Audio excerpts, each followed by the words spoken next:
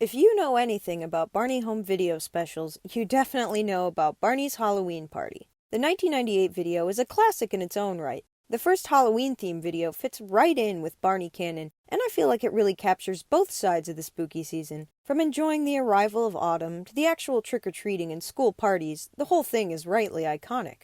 But we're not here to talk about Halloween Party. Rather, today, let's take a look at the often overlooked second entry of Halloween videos, Guess Who, and Sweet Treats.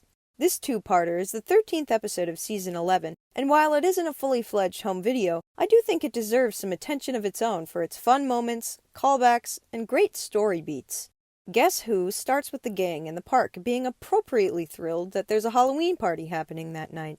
In their excitement, BJ points out that they can't start making party decorations until they find Riff, reminding all of us that you do not fail to acknowledge Riff. Riff, it turns out, is in the caboose, already hard at work on the device, and is happy to help the others work on decorations. The cutaway highlight reel of real kids working on Halloween crafts actually works in this instance, so that's something. While digging around for costumes, Baby Bop informs the gang that she's not going to be a princess this year, much to the world-shattering realization of BJ, before she hits him with this zinger. This year I'm going to be a ballerina princess. Had us in the first half, not gonna lie. Riff, in pure Riff fashion, has no idea what costume to go with despite Barney's suggestions. He just can't figure out what he wants to be, which is, unfortunately, entirely too relatable. Should I count the TikToks? Probably not, buddy. Barney finally succeeds in sparking some inspiration in Riff when he asks what he likes most, and Riff promptly disappears until it's literally dark outside, and Baby Bop and the gang start asking which one of the costumed human children is Riff. There's a lot of great ad-lib in this scene, and really throughout both episodes, but it's definitely a highlight. Riff appears with his costume of instruments that he calls the Music Man, not to be confused with the 1957 musical of the same name. We get a song throwback with It's Halloween Night Tonight. It's no treehouse, but the caboose really does look like a small-town park's community Halloween party, and that's a nice aesthetic in of itself. Also, thriller moment. Barring any breaks in the episode, these two flow together and feel a little closer to the old, longer episode format.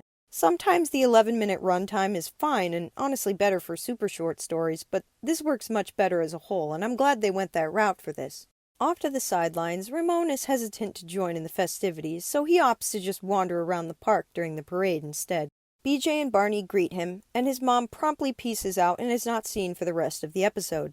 I am enamored by this delightful green ghost decoration hanging out behind BJ as he explains the trick-or-treat lore to Ramon. These decorations are such a time capsule of this era, and I really love the way the park is lit.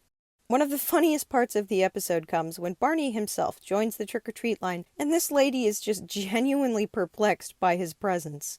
Well, you're a big kid, aren't you? We also get this moment with BJ and Ramon. Cute? Pirates aren't cute. I meant cute in a very piratey way. Oh.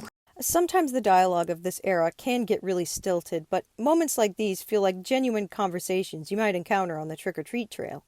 After a very festive If All the Raindrops, chaos of course has to ensue in the form of a hole spawning in Ramon's treat bag. When him and BJ go to look at their candy, of course, bro is out of luck. But BJ, in a really genuinely very kind move, says that he forgot to tell Ramon that it's actually the pirate way to share their candy, and hands over some of his own treats. I really like that they made this distinction for BJ's character.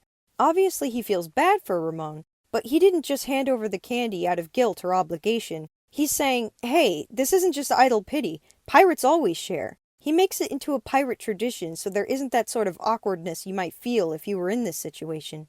It also serves to harken back to BJ's own situation in Halloween Party, as this isn't the first time he's ended up with no candy and relied on the kindness of his friends.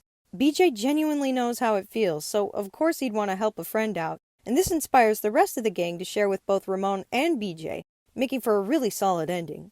I feel like a lot of this era of Barney kind of gets generalized as not being very good, but this episode honestly stands out for a lot of reasons. Whether it's connecting back to past story threads or even just the really nice set decorations, there's plenty to look at and enjoy. BJ taking agency and doing something nice for someone in a creative, genuine way really exemplifies the spirit of Barney for me, no matter what the season.